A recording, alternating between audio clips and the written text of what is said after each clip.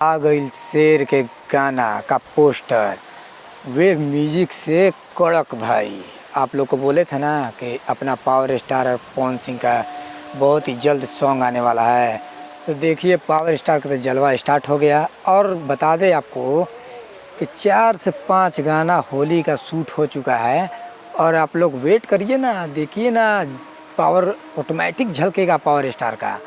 और आंसू का डलका भी नहीं आएगा। और 14 तारीख को जो वैलेंटाइन डे के दिन उनका टी सीरीज से सॉन्ग आने वाला था वो भी अब नहीं आएगा। वेव म्यूजिक से रंग ठोपे ठोप अपन आरा जिला का शेर के गाना का पोस्टर आ गया है वेव म्यूजिक पर। जाके आप लोग देखिए, नहीं देखे हैं तो। और बहुत ही जल्द 14 तारीख को सुबह 7 बजे तकरीबन वीडियो आ जाएगा। देखिए ना, तहलका तो ऑटोमेटिक होगा। और पावर स्टार का फ़ैन है तो वीडियो को लाइक ज़रूर करिएगा, अपने भाई पर सपोर्ट बनाए रखिए। देखिए ना, तो हल्का तो हम मचा देंगे ऐसे ही। अरे भाई देख क्या रहे हो, ये अपना आरा जिला का शेर का गाना है जो कि पोस्टर आया है रंग ठोपे ठोप।